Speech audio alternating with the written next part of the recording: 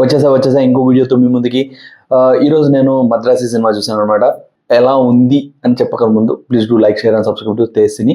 మీకు ఇంకా ఇలాంటి మూవీస్ నేను గురించి చూసిన వెంటనే ఒపీనియన్ చెప్తా, కానీ కొంచెం డిలేగా వస్తాయి. సెలెక్టెడ్ మూవీస్ మాత్రమే చెప్తాను అనమాట.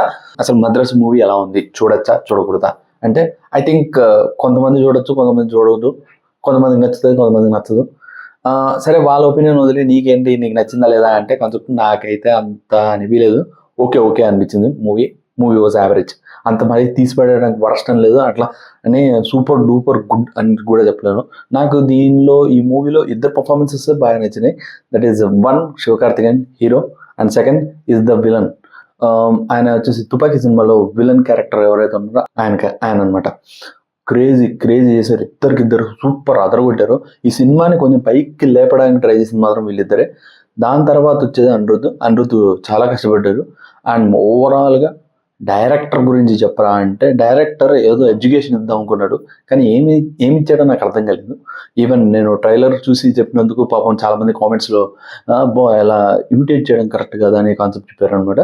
కానీ మీరు కూడా వెళ్ళి చూడండి సినిమా, మీకు అర్థమవుతుంది, మీరు ఎడ్యుకేట్ అవుతారు బాగా.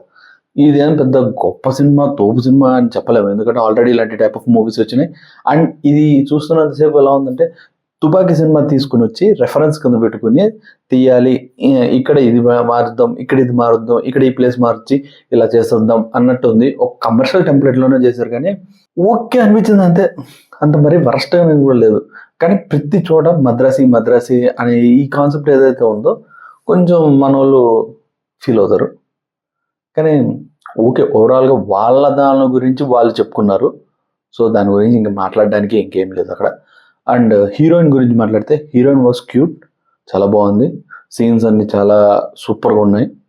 నాకు నచ్చింది, హీరోయిన్ బాగుంది. సో ఇంకా అంతే భయ్య, ఇంకా ఈ సినిమా గురించి చెప్పడానికి ఏమీ లేదు. ఓవరాల్గా ఈ మూవీని మనం ఏదైనా ఉంది చూడడానికంటే ఒకటైతే చెప్తాను భయ్య, కాంబాట్ సీన్స్ ఏవైతే ఉన్నాయో మన విలన్తో, దే ఆర్ సూపర్ గుడ్.